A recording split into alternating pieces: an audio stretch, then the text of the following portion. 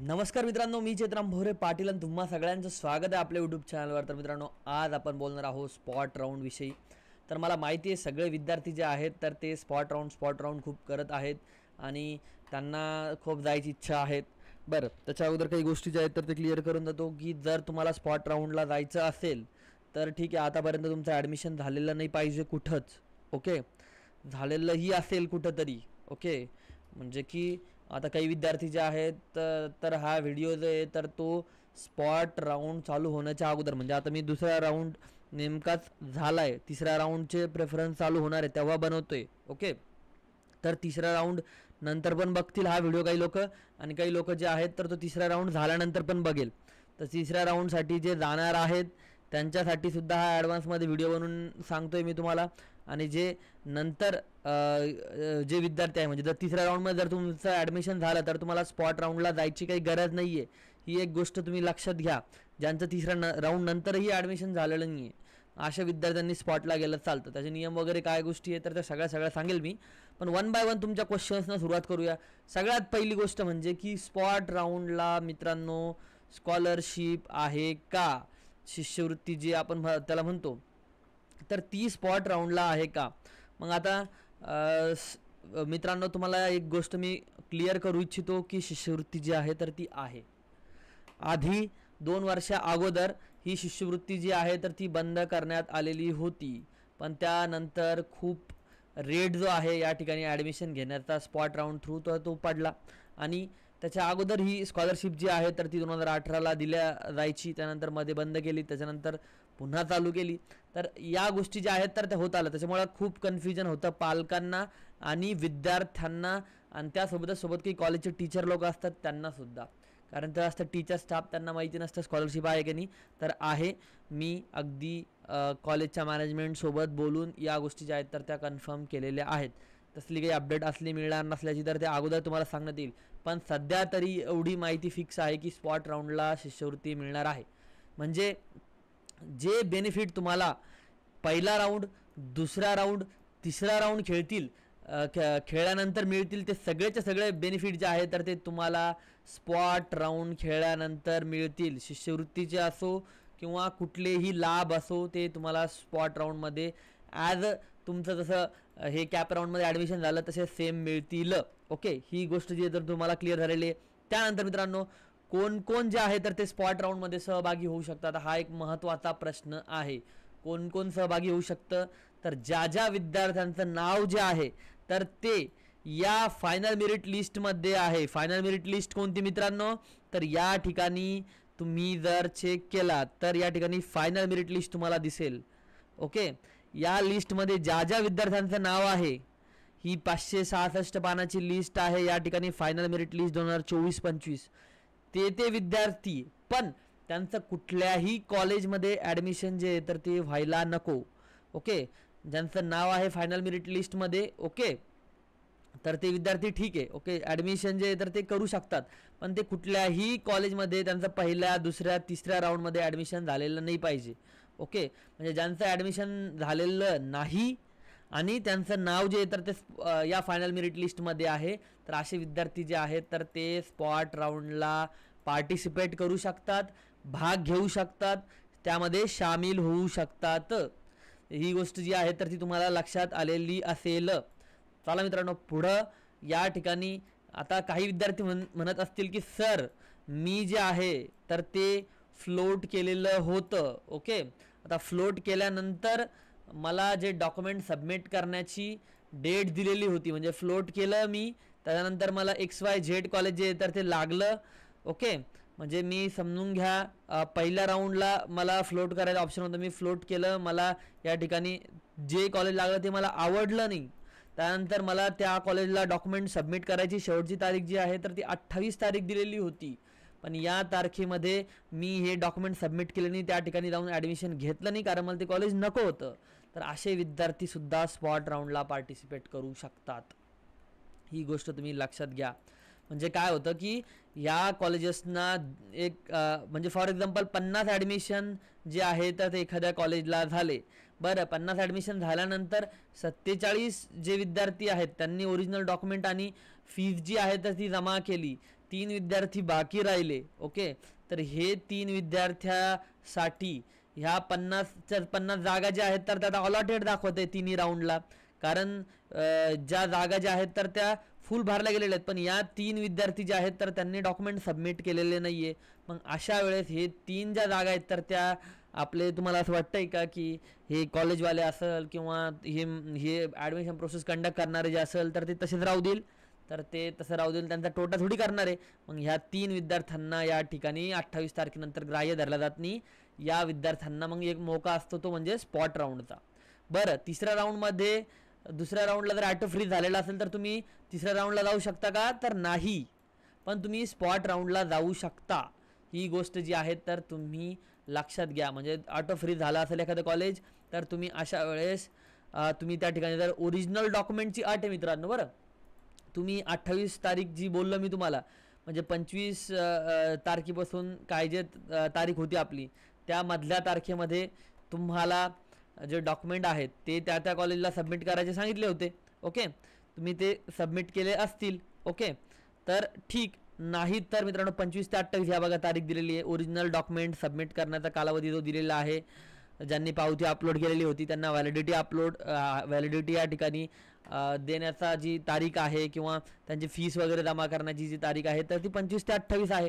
या तारखेमध्ये जर तुम्ही एखाद्या गोष्ट जमा केली नाही किंवा त्यांनी तुमचं ॲडमिशन तिकडून रिजेक्ट केलं त्या सदर कारणासाठी, तर तुम्हाला मित्रांनो स्पॉट राऊंडसाठी तुम्ही पात्र असतात.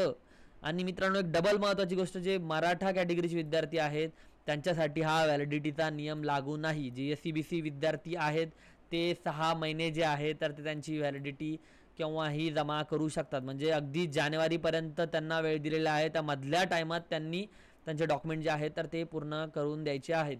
आता मित्रांनो, आता स्पॉट राऊंडसाठी तुम्हाला नेमकं जायचं कुठे? ओके, आता या अगोदर अशी प्रोसेस होती की स्पॉट राऊंडसाठी जर कुणी भंडाराचा विद्यार्थी असला तर त्याला नागपूरला जाता येत होतं, त्याला अमरावतीला सुद्धा जाता येत होतं किंवा त्याला अकोल्याला सुद्धा जाता येत होतं. पण यंदा नियम बदललेले आहेत किंवा कुठलेही म्हणजे वेगवेगळे स्पॉट सेंटर होते मागच्या वेळेस, आहे ना. माझ्या मागचे जे व्हिडिओ आहेत मागच्या वर्षीचे त्याच्यामध्ये सुद्धा सांगितलेलं आहे की वेगवेगळे व्हिडिओ जर तुम्ही मागचे माझे बघितलेले असेल आतापर्यंत तर त्या सगळ्यामध्ये वेगवेगळे स्पॉट सेंटर दिलेले होते. पण यंदा ती प्रोसेस चेंज झालेली आहे. जर मित्रांनो तुम्ही पश्चिम महाराष्ट्रातले असाल, जर तुम्ही मित्रांनो एखादा टार्गेट करत असणार कॉलेज जे की नगर जिल्हा असेल, नाशिक, धुळे, नंदुरबार, जळगाव, पुणे, सोलापूर, सातारा, सांगली आणि कोल्हापूर या जिल्ह्यांपैकी कुठल्याही एका जिल्ह्यातलं कॉलेज टार्गेट करत असाल तुम्ही, for example college of agriculture Pune target करताय, केकेवाग टार्गेट करताय, तर या सगळ्या कॉलेजचा स्पॉट राऊंड जो आहे तर तो मित्रांनो तुम्हाला डॉक्टर अण्णासाहेब शिंदे कॉलेज जे आहे राहुरीचं, म्हणजे राहुरी कृषी विद्यापीठ जे आहे MPKV राहुरी कृषी विद्यापीठ, या ठिकाणीच तुम्हाला जावं लागेल जर मित्रांनो तुम्ही ते कॉलेज टार्गेट करत असाल तर. बरं, पण मित्रांनो तुम्ही विदर्भातले आहेत आणि तुम्ही जे आहे तर ते मित्रांनो अकोला, अमरावती, यवतमाळ, वाशिम, बुलढाणा, वर्धा, नागपूर, भंडारा, गोंदिया, गडचिरोली यापैकी कुठल्याही जिल्ह्यातले एखादा कॉलेज टार्गेट करत असाल तर अशा वेळेस तुम्ही अकोल्याला जाऊ शकता. म्हणजे तुम्ही हिरातोळाचं कॉलेज टार्गेट करत असू द्या की तुमचं सेवक भाऊ वागळे असू द्या की धारव्याचं कॉलेज असू द्या, PR पोटे असू द्या, बुलढाण्याचं कॉलेज असू द्या किंवा मित्रांनो तुमचं बजाज कॉलेज असू द्या, कुठल्याही कॉलेजची ॲडमिशन प्रोसेस जी आहे तर ती या अकोला कॉलेजवरून जी आहे तर ती हँडल होणार. ओके, म्हणजे तुम्हाला यापैकी जिल्ह्यातल्या कुठल्याही कॉलेजला ॲडमिशन घ्यायचं असेल तर तुम्हाला अकोला जावं लागेल मित्रांनो. तसंच मराठवाड्यातले जे विद्यार्थी आहेत ज्यांना मराठवाड्यातल्या कॉलेजेसमधल्या कुठल्याही कॉलेजला ॲडमिशन घ्यायचं असेल, परभणी, हिंगोली, नांदेड, लातूर, बीड, धाराशिव, त्यानंतर छत्रपती संभाजीनगर, तर त्यांना परभणीला जावं लागेल. ही गोष्ट जी आहे तर ती लक्षात घ्या. आणि मित्रांनो जर याच्यातलं असेल, कोकणातलं कोणी असेल, कोकणातले जिल्हे जसे की रत्नागिरी, सिंधुदुर्ग, रायगड, ठाणे, पालघर, मुंबई सिटी, मुंबई सब अर्बन, तर या सगळ्या विद्यार्थ्यांची तुम्हाला जर याच्यामधलं टार्गेट करत असाल कॉलेज तर तुम्हाला या ठिकाणी दापोलीला जावं लागेल. रत्नागिरी जिल्ह्यामध्ये जे दापोली कृषी विद्यापीठ आहे तर त्या ठिकाणी तुम्हाला जावं लागेल. म्हणजे कृषी विद्यापीठ जे आहेत त्या ठिकाणी यंदा स्पॉट राऊंड आहे. तर ही गोष्ट जी आहे तर ती लक्षात घ्या. मग आता एक पुढचा प्रश्न तुम्हाला पडत असेल की सर माझी होम युनिव्हर्सिटी जी आहे तर ती येते कोणती, तर ती येते सर परभणी. ओके, पण मला तर परभणीतले कॉलेज नको आहे, कॉलेज एवढं काही खास नाही आहे, तर मला पाहिजे सर राहुरीतले कॉलेज, मला टार्गेट करायचं सर के वाघ. तर अशा वेळेस मी राहुरीला जाऊ शकतो का, जाऊ शकते का, तर तुम्ही जाऊ शकता. याच्यासाठी कुठलाही तुम्हाला निर्बंध नाही, तुम्ही महाराष्ट्रात कुठेही जाऊ शकता या 4 युनिव्हर्सिटींपैकी, असं नाही आहे की तुम्हाला. पण मित्रांनो एक गोष्ट ध्यानात ठेवा, तुमचा एम कोटा यू कोटा आपण शिकलेलो आहे. जर तुम्ही एखाद्या युनिव्हर्सिटीमधून येता जिथं तुमचं 12वी वगैरे झालेलं आहे, ओके, तर अशा युनिव्हर्सिटीमध्ये तुम्हाला 70% जागा ज्या आहेत तर त्या राखीव असतात. त्या ठिकाणी तुमचा कट ऑफ जो आहे तर तो कमी लागतो. त्याच्यामुळे ही गोष्ट जी आहे तर ती लक्षात घ्यायची आहे. त्याच्यामुळे तुम्ही तुमची पर्टिक्युलर युनिव्हर्सिटीत गेला तर त्या ठिकाणी तुम्हाला जास्त व्हॅल्यू जी आहे तर ती राहू शकते. तर ही गोष्ट तुमच्या लक्षात आलेली असेल. मग जायचं कुठं ही गोष्ट जी तर ती सगळ्यांनी कळली असेल, सगळ्यांना अशी मी अपेक्षा करतो. त्यानंतर चुकूनही दुसऱ्या कॉलेजला जायचं नाही या 4 कॉलेज सोडून, नाहीतर तुम्हाला गेटवरून हाकलून दिल्या जाईल. वॉचमन जे तर ते म्हणतील कशाला आला तू इकडं, तू जर स्पॉट राऊंड आज याला अकोल्याला आहे, परभणीला आहे, दापोलीला आहे, तुम्ही जर गेले समजून नागपूरला, इकडे एखाद्या धाराशिवला गेले, कोणी जर गेलं समजून ठाण्यात गेले एखाद्या कॉलेजला, तर तसं जमणार नाही तुम्हाला मित्रांनो. या ठिकाणी राहुरी ला जावं लागेल जर तुम्हाला हे कॉलेज टार्गेट करायचं असेल तर. काहींना अकोल्याना, काहींना परभणी आणि काहींना दापोली. मी परत त्याच्यासाठी सांगतो की काही विद्यार्थ्यांना सांगून परत लक्षात येत नाही, त्यामुळे ही गोष्ट जी आहे तर ती त्यांना मी सांगतो.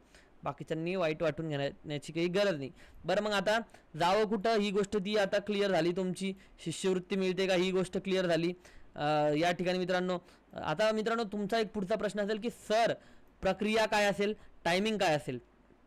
तर प्रक्रिया काय असेल मित्रांनो, प्रक्रिया जी आहे तर तुम्ही बघितलं की आतापर्यंत फर्स्ट राऊंड लागला, सेकंड राऊंड लागला. याच्यामध्ये काय झालं, ऑल ओव्हर महाराष्ट्रामधले विद्यार्थी जे आहेत तर ते टार्गेट करण्यात आले. तुम्ही या लिस्टमध्ये जा, तुम्हाला सगळ्या महाराष्ट्रातले विद्यार्थी दिसतील, याच्यामध्ये अशी पार्शलिटी होणार नाही.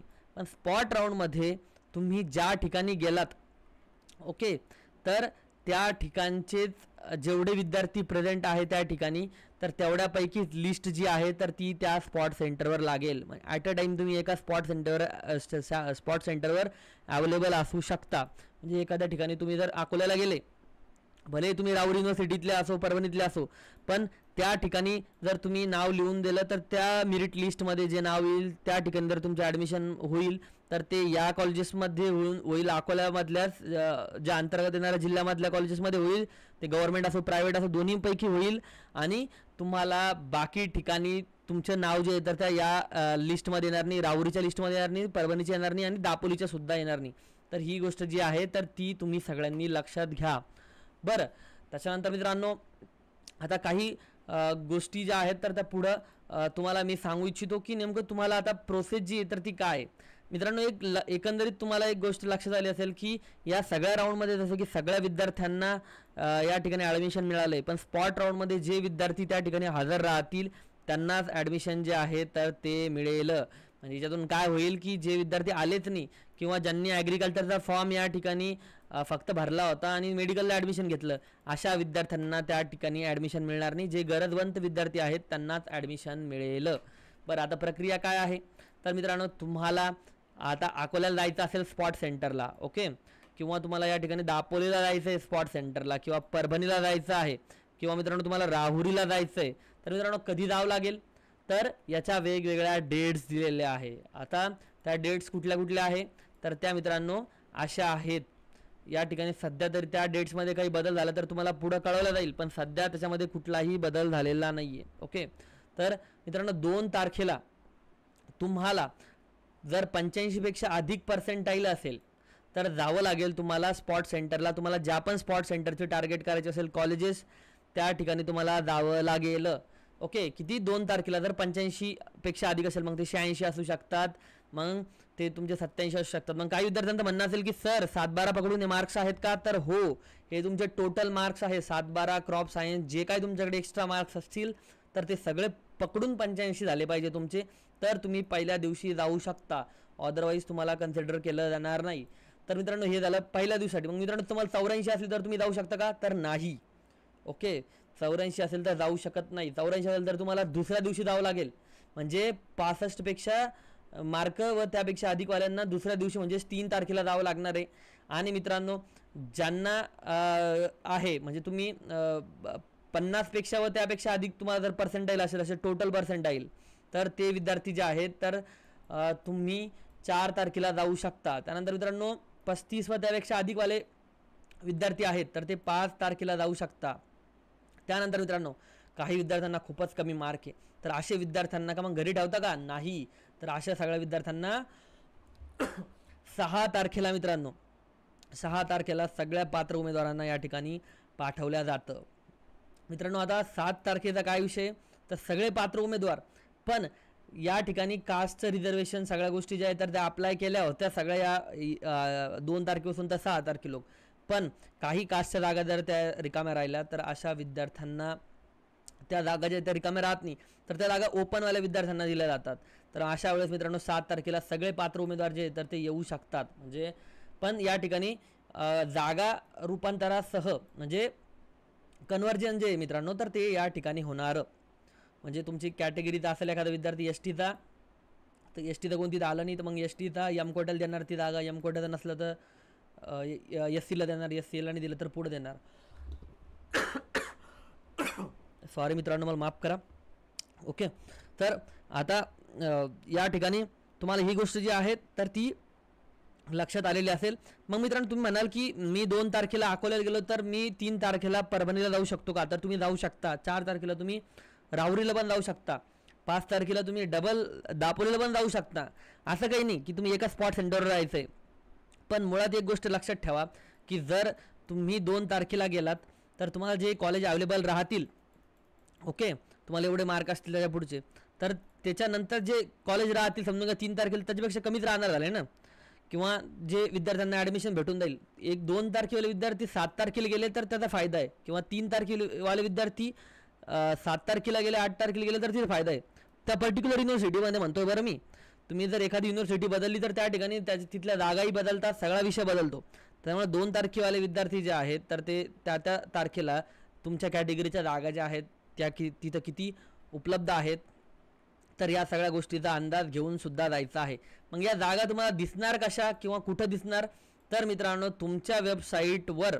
ओके, सध्या हे मागच्या वर्षीची वेबसाईट आहे एक, त्या ठिकाणी मी तुम्हाला दाखवतोय. ओके, वॅकन्ट सीटची लिस्ट अशा प्रकारे दिसेल तुम्हाला की त्या ठिकाणी कुठल्या कॉलेजला किती जागा जे आहेत तर ते अवेलेबल आहे. ओके, मग अशा वेळेस मित्रांनो तुम्हाला त्या पर्टिक्युलर युनिव्हर्सिटी शोधायची आहे आणि ते कॉलेज जे तुम्हाला टार्गेट करायचं आहे तर त्या कॉलेजला किती जागा अवेलेबल होत्या मागच्या वर्षी, तर अशा प्रकारे ती जागा जी तर ती भरल्या गेली नाही, तर अशा वेळेस त्या ठिकाणी एक जागा अवेलेबल किंवा दुसऱ्या एखादं कॉलेज असेल तर त्याला एवढ्या जागा ज्या आहेत तर त्या रिकाम आहेत असं ते सांगतात, या कॅटेगरीच्या एवढ्या, त्या कॅटेगरीच्या तेवढ्या, है ना.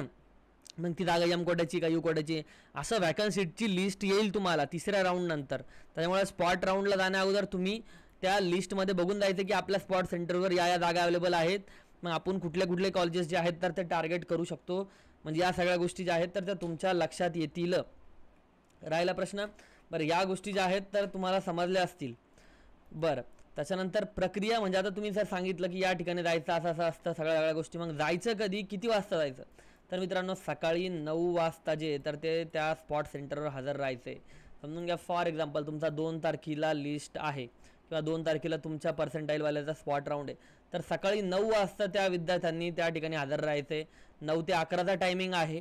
ओके, म्हणजे लेट जर झालं तर ठीक आहे, पण 11 वाजेपर्यंत शेवटची एंट्री जी आहे तर ती मान्य पकडली जाते. म्हणजे 9 ते 11 या तारखेदरम्यान तुम्ही या वेळेदरम्यान तुम्ही त्या पर्टिक्युलर स्पॉट सेंटरवर हजर राहायचे. ओके, त्या 9 ते 11च्या दरम्यान काय करतील ते त्या ठिकाणी एक फॉर्म जो येतात तो तुमच्याकडून भरून घेईल किंवा एक चिठ्ठीवर काय जे तर ते नाव वगैरे लिहून घेतील, काय जी त्यांची प्रक्रिया असेल ती. ओके, तर हे घेतल्यानंतर तुमची लिस्ट जी आहे मित्रांनो तर ती तुमची 1:30 वाजता लागेल. ओके, ही लिस्ट जी आहे तर ती तुमची 1:30 वाजता लागणार. म्हणजे काय 9 ते 11च्या दरम्यान किती विद्यार्थी आले, समजून घ्या 50 विद्यार्थी आले. ओके, मग हे 50 विद्यार्थी आले तर 11 वाजता जे तर ते यांची नोंदणी जी तर ती बंद होणार. मग या 50 विद्यार्थ्यांपैकी 1:30 वाजता अशी लिस्ट लागणार की ज्याच्यामध्ये सांगितलं जाईल की या 50 पैकी या विद्यार्थ्याची मेरिट एवढी आहे, 49 म्हणजे एकाला की कोणाला किती मार्क्स आहेत, त्यावेळेस त्यांची 1 नंबर 2 नंबर अशी लिस्ट लागणार. या 50 पैकी जर 30 जागा असतील तिथं, तर पहिले 30 विद्यार्थी समजून घ्या बोलवले त्यांनी आतमध्ये. ओके, तर या 30 पैकी कोणाला कोणतं कॉलेज घ्यायचं, कोणाला कोणतं कॉलेज घ्यायचं असं विचारलं जाईल. आता फॉर एक्झाम्पल, ओके, आता 50 पैकी या ठिकाणी बोलवलेले आहेत 30 विद्यार्थी त्या पर्टिक्युलर कॉलेजमध्ये आत स्पॉटची प्रक्रिया करण्यासाठी. तर या 30 विद्यार्थ्यांना दाखवलं जाईल या ठिकाणी किती कॉलेज मित्रांनो, जेवढे कॉलेजला सीट अवेलेबल आहेत त्याच्या त्या पर्टिक्युलर युनिव्हर्सिटीमध्ये तेवढ्या सगळ्या सीट त्याला दाखवल्या जाईल. बरं, तर त्याला सांगितलं जाईल की तुला हे एवढे 4-5 कॉलेजेस आहेत, याच्यामध्ये तुला कोणतं कॉलेज हवं आहे. तर त्यानं ठरवायचं आहे की मला या ठिकाणी हे कॉलेज हवं आहे, किंवा मला हे कॉलेज मला प्रायव्हेट नको, मला हे गव्हर्नमेंट कॉलेज हवं आहे, मला हे गव्हर्नमेंट नको, मला हे प्रायव्हेट कॉलेज आहे, असं त्याला ऑप्शन दिले जातात. तर त्या पर्टिक्युलर टाईमला तुम्हाला चूज करता आलं पाहिजे की कोणतं कॉलेज बेस्ट आहे. ओके, त्यासाठी ए ग्रेड बी ग्रेडचे कॉलेजेस कोणते, त्या सगळ्यांची लिस्ट जी आहे तर ती मी आपल्या ॲपवर दिलेली आहे, सगळ्या विद्यार्थ्यांना प्रोव्हाइड केलेली आहे. त्याच्यामधून तुम्ही त्या कॉलेजचा दर्जा जो आहे तर तो गव्हर्नमेंट कॉलेजवरती, त्याच्यानंतर ए ग्रेड कॉलेजच्या नंतर बी ग्रेड कॉलेज असं मी दिलेलं आहे. त्याच्यावेळेस तुम्ही ते ठरवू शकता त्यावेळेस की कोणतं कॉलेज चांगलं आहे, कोणतं कॉलेज चांगलं नाही आहे. ओके, सो ते तिथं होईल मित्रांनो. मग ते कॉलेज तुम्हाला या ठिकाणी तुम्ही जर चूज केलं, समजून घ्या 2 नंबरचं कॉलेज. ओके, तर या 2 नंबरच्या कॉलेजच्या टीचरकडे तुम्हाला जावं लागेल. त्या ठिकाणी तुमचे ओरिजिनल डॉक्युमेंट जे आहेत, ओके, तर हे ओरिजिनल डॉक्युमेंट पाहिजे, झेरॉक्स नको. या ठिकाणी ओरिजिनल डॉक्युमेंट त्या ठिकाणी द्यायचेत. ओरिजिनल डॉक्युमेंट तुम्ही त्या ठिकाणी दिले, त्यानंतर त्याची काही जी फर्स्ट सेमिस्टरची फीस असेल तर ती तुम्हाला द्यायची आहे. काही कॉलेजेस समजून घ्या सूट वगैरे देऊन टाकतात, फीसचं एवढं नसतं, पण डॉक्युमेंट महत्त्वाचे असतात. ओके, तर मग या ठिकाणी तुम्ही पहिले 1000 रुपये फी तर तुम्हाला CET सेलला ती या ठिकाणी द्यावंच लागते. जसे आपलं जागा स्वीकृती शुल्क जे आहे ना, तर ते 1000 तुम्हाला त्या ठिकाणी पण द्यावं लागते. पण कॉलेजची फीस समजून घ्या गव्हर्नमेंटची आहे. तर अशा वेळेस तुम्ही फर्स्ट सेमची फीस जी आहे तर ती काय 20-25 हजार सोबत तुमच्या ठेवायच्या आहेत. ओके, आणि शिल्लकचे पण पैसे तुम्ही ठेवा, कारण एखाद्या वेळेस रात्र होऊन जाते त्या ठिकाणी ॲडमिशन करता करता. मग असे 25,000-26,000 तुमची फी पकडून या गव्हर्नमेंटची. तर निवळ 26,000च आणायचे नाही, सोबत 30,000 सोबत घेऊन यायचे. ओके, किंवा ऑनलाईन ठेवायचे खात्यावर. काही प्रायव्हेट कॉलेज तर ते ऑनलाईनसुद्धा पैसे घेतात, पण काही कॉलेजेस तर ते कॅश मागतात. त्याच्यामुळं डिपेंड कॅश जर असलं तर बेटर माध्यम, ऑनलाईन असलं तर काढून आणावं लागतील तुम्हाला. ओके, जर त्यांनी तसं केलं तर तर ही गोष्ट जी आहे तर ती तुम्ही लक्षात घ्या. बरं, मग आता किती दिवस चालेल हा स्पॉट राऊंड. तर मित्रांनो स्पॉट राऊंड जो आहे तर तुमचा चालणार आहे 6 दिवस. ओके, 6 दिवस कुठले कुठले तर मित्रांनो 2 तारीख 3 तारीख 4 तारीख 5 तारीख 6 तारीख 7 तारीख. ओके, असे 6 दिवस जे आहे तर ते तुम्हाला प्रत्येक पर्सेंटाईल वाईज तुम्हाला त्या ठिकाणी जावं लागेल. बरं, या सगळ्या गोष्टी ज्या आहेत तर त्या तुमच्या लक्षात आलेल्या असेल. मित्रांनो आता शेवटच्या दिवशी काय होणार, ओके, म्हणजे ज्या वेळेस तुमचं रूपांतर असतं, जसं की आपण त्याला काय म्हणतो कन्व्हर्जन राऊंड.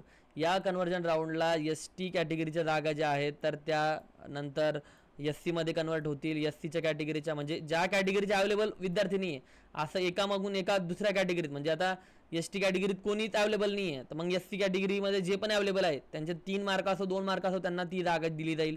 त्यानंतर असं जे तर ते मित्रांनो पुढं होत जाईल वेगवेगळ्या कॅटेगरीसोबत. असं करून जे उरल्या त्या सीट किंवा नाही उरल्या त्या ओपनला दिल्या जाणार. ओपनसाठी जास्त हा राऊंड कामाचा नाही आहे त्या मानानं जर बघायला गेलं तर. बाकीच्या कॅटेगरीच्या विद्यार्थ्यांना खूप कामाचा पडतो. ओपनवाल्या विद्यार्थ्यांसाठी पण असतात, जर तिथं ॲडमिशनच घ्यायचं कोणी आलं नाही किंवा शेवटी कोणी येत नाही मित्रांनो शेवटच्या दिवशी, जास्त करून त्यांना असं वाटतं झालं आता स्पॉट राऊंड आहे ना.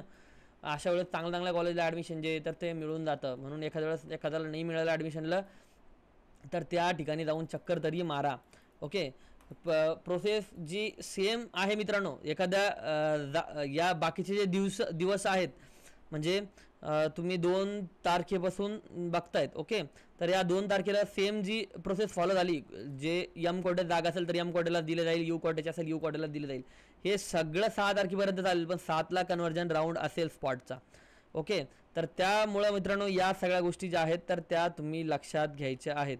याच्या व्यतिरिक्त काही विषय असेल म्हणजे तर ते मी तुम्हाला सांगितलं जाईल. किंवा आता परत एक गोष्ट की तुम्ही जर फॉर एक्झाम्पल पहिल्या दिवशी जे आहेत तर ते या ठिकाणी एखाद्या कॉलेजला गेले. ओके, म्हणजे 2 तारखेला तुम्ही एखाद्या कॉलेजला गेले आणि 3 तारखेला 2 तारखेला तुम्ही अकोल्याला गेले, 3 तारखेला तुम्ही राहुरीला गेले.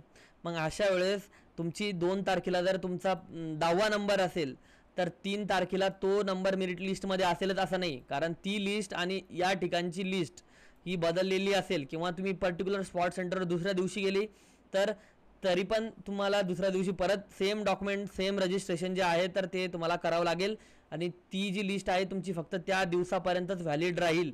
त्याच्यामुळे मेरिट लिस्टच्या बाबतीत ही सुद्धा गोष्ट जी आहे तर ती सगळ्यांनी लक्षात घ्यायची आहे.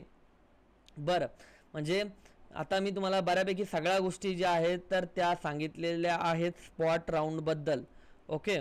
आणि मित्रांनो, एक गोष्ट तुम्ही परत लक्षात ठेवा की ज्या विद्यार्थ्याची फॉर एक्झाम्पल त्या ठिकाणी सांगितलं जाईल की एखादं अमरावतीचं कॉलेज आता हे, तर अमरावतीच्या कॉलेजला या ठिकाणी SC कॅटेगरीची जनरलची कोट्यातल्या 5 सीट खाली आहेत. ओके. तर या 5 सीटपैकी 4 सीट भरल्या गेल्या तर या ठिकाणी अवेलेबल सीट जी आहे तर ती त्या ठिकाणी एक दाखवेल ताबडतोब. म्हणजे तुम्ही पहिल्या दिवशी गेलात 2 तारखेला आणि त्या ठिकाणी कोणत्या जे काय कॉलेजला ॲडमिशन घेतलं, ओके, किंवा घेतलं नाही तुम्ही त्या ठिकाणी ॲडमिशन मिळालं नाही तुम्हाला, तर दुसऱ्या दिवशी मेरिट लिस्ट येईल किंवा त्या ठिकाणी असं दाखवेल की या विद्यार्थी जे आहेत तर त्यांना आतापर्यंत ॲडमिशन जे आहे तर ते या कॉलेजला झालेले आहेत, या ठिकाणी एवढी सीट जी आहे तर ते खाली आहे. बरं, त्यानंतर मित्रांनो जे विद्यार्थी मेरिट लिस्टला होते, ओके, तर ते सुद्धा मेरिट लिस्ट या ठिकाणी दाखवलं जाईल की ज्या विद्यार्थ्यांचे ॲडमिशन जे आहे तर ते झालेले नाही, म्हणजे एवढे विद्यार्थी जे आहेत तर ते खाली राहिले. ओके.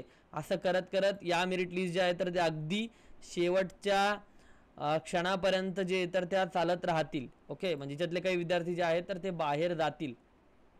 आय होप या गोष्टी ज्या आहेत तर ते तुमच्या लक्षात आलेलं असेल. स्पॉट राऊंड संदर्भातली इन्फॉर्मेशन जी आहे तर ती कळाली असेल. मित्रांनो, अजून एक महत्त्वाची गोष्ट ही समजून सांगतो मी तुम्हाला की तिथं गेल्यानंतर काय होईल की काही कॉलेजवाले जे आहेत तर ते तुम्हाला कन्व्हिन्स करण्यासाठी काही टॅक्टिक्स रचतात. या ठिकाणी त्या ठिकाणी कोणी येईल आणि ते म्हणाल की आमच्या कॉलेजला या ठिकाणी खूप चांगल्या फॅसिलिटीज आहेत किंवा एखादी टीचर आहे तर ते येऊन जाईल एखाद्या सिव्हिल ड्रेसवर की माझ्या बहिणीनं जे तर ते या ठिकाणी ॲडमिशन केलं आणि माझ्या मुलाने या ठिकाणी ॲडमिशन केलं, हे कॉलेज खूप छान आहे प्रायव्हेट कॉलेज. त्यांना कुठल्याही कॉलेजला भळभळू नका, कोणाचंही ऐकू नका, डिसाईड करून जा हे कॉलेज A ग्रेड इथं जरा बेटर फॅसिलिटीज असेल, हे कॉलेज B ग्रेड इथं काही ना काहीतरी झोल असेल, हे कॉलेज C ग्रेड हे थोडं जरा Bपेक्षा बेकार असेल, हे कॉलेज D ग्रेड हे साला काहीच कामाचं नाही, ते ॲडमिशन नाही घेऊन काही फायदा नाही. त्याच्यामुळं हे जे टीचर स्टाफ असेल किंवा यांच्यापासून थोडंसं जरा तुम्ही तुमचं अनमोल ॲडमिशन तिथं देण्या अगोदर थोडं सावधानता बाळगायची आहे. कॉलेज काय कसं सगळ्या गोष्टी व्यवस्थित विचारायचं आहे. कोणी डॉक्युमेंट तुमच्याकडून मागून घेत असेल, जर कोणी ट्रस्टेड असेल तरच द्या, अदरवाईज देऊ नका. म्हणजे जेणेकरून तुम्हाला एखादं चांगलं कॉलेज मिळत असेल तर त्याची संधी तुम्ही यूज करू शकता. पण तुम्हाला असं वाटत असेल की काही प्रॉब्लेम आहे, काही थोडे विषय आहेत, अशा वेळेस जर कोणाला डॉक्युमेंट द्यायचे असेल तर ते द्या आपण त्यांच्या रिक्सवर. मग अशा वेळेस तुम्हाला बेटर कॉलेज भेटत असतं ते पण तुम्हाला मिळत नाही. ओके. म्हणून या गोष्टी ज्या आहेत तर त्या तुम्ही थोडासा पाळा. आणि सगळ्यांना बेस्ट ऑफ लक स्पॉट राऊंडसाठी. जे विद्यार्थी आपल्या काउन्सिलिंगचे आहेत त्यांनासुद्धा बेस्ट ऑफ लक. तुम्ही सगळ्यांनी इथपर्यंत आलात. माझी काउन्सिलिंग जी आहे तर ती जॉईन केली जवळपास 300च्या वरती मुलांनी, आणि तुमच्या सगळ्यांचे खूप मनापासून आभार. तुमचा एवढा विश्वास होता. खूप चांगले ॲडमिशन जे तर ते पहिल्या 2 राऊंडला मी करून देऊ शकलो अगदी पुण्यापर्यंत. 3रा राऊंडला आता येईल थोड्या दिवसात, त्यांनासुद्धा मी करूनच देईल. ओके. पण जे विद्यार्थी उरलेत किंवा ज्यांना काही मनासारखे कॉलेज नाही भेटले तर तुम्हाला ही स्पॉट राऊंडला चांगले कॉलेज मिळो ही मी गणपती बाप्पा चरणी माझ्या प्रार्थना करतो. आणि तुम्ही माझ्या शेतीशाळा नावाचं जे स्टार्टअप आहे त्या ठिकाणी मी पुढं तुम्हाला मेंटरशिप जी आहे तर ती करणार आहे. त्या ॲपवर तुम्हाला सगळे कोर्सेस वगैरे जे आहेत तर ते पुढं प्रॅक्टिकल लर्निंगचे अवेलेबल होणार आहे. ओके. तर ते ॲप ज्यांनी आतापर्यंत डाउनलोड नसेल केलं किंवा ज्यांनी डाउनलोड जरी केलं आहे तर त्या ठिकाणी तुम्हाला वेगवेगळ्या जे इन्फॉर्मेशन असेल तर ती सगळी वेळोवेळी भेटत राहील. त्या ठिकाणी तुम्हाला नोट्ससुद्धा येऊन जाईल.